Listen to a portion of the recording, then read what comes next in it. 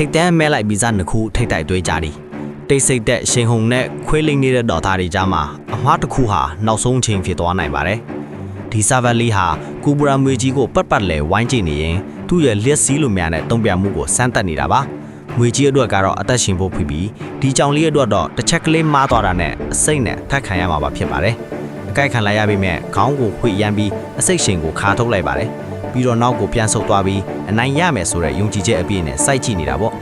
မားတကူကြောင့်ဒီဆာဗလေးဟာကိုဘရာမွေကြီးရဲ့အကွာဝေးသေးကိုရောက်သွားပြီးမြေမှုတွေကြားလည်းနောက်ဆုတ်လိုက်ရပါတယ်ဒါပေမဲ့သူစိုးမတိုးပါဘူးငွေကြီးရဲ့လှုပ်ရှားမှုတိုင်းကိုစိတ်ရှည်လက်ရှည်စောင့်ကြည့်နေပြီးသူ့ရဲ့ပုံစံကိုနားလည်အောင်အရင်လစ်လာနေတာပါငွေကြီးကတော့မြန်ဆန်ပြီးထက်မြက်တဲ့အရှိန်နဲ့ရုတ်တရက်ထိုးကြိုက်လိုက်ပါတယ်ဒီဆာဗလေးကတော့အဝင်းအထောက်ကိုကျွမ်းကျင်စွာကစားပြီးအကွာအဝေးကိုစမ်းသပ်နေတာပါကိုဘရာမွေကြီးကတော့ပါးပြင်ထောင်ပြီးတိုက်ခိုက်ဖို့အသင့်ဖြစ်နေတာပေါ့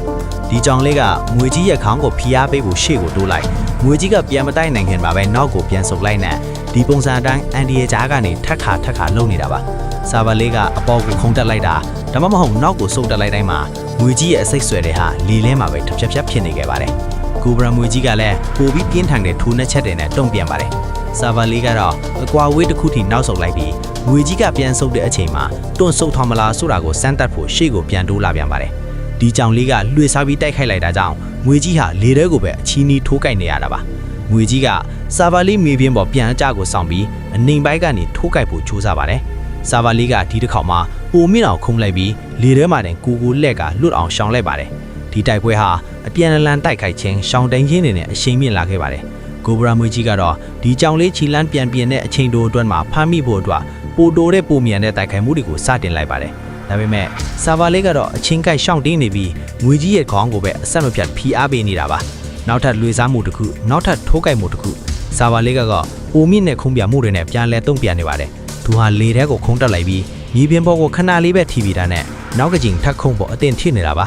ဆာဗာလေးကလေထဲမှာတင်ကိုလင်ပယ်ပြီးဘေးကင်းဆန်နေလာကိုဆင်းသက်လိုက်ပါတယ်အနိုင်နဲ့အရှုံကြားကစီးကတော့ငွေကြီးရေခေါင်းပါဒီဆာဗာလေးကလည်းအဲ့ဒီခေါင်းကိုအမိအယဖမ်းဖို့အသင့်ထည့်ပါပြီနောက်ဆုံးခုံပြန်ကြက်တစ်ခုနဲ့အတူအဆုံးချက်ပေးလိုက်ပါပြီမေးရောတွေကိုဖျဲပြီးငွေကြီးရဲ့မျက်နှာနဲ့ဥဆောင်ခိုးကွမ်းကိုအမိအယခဲလိုက်တာပါ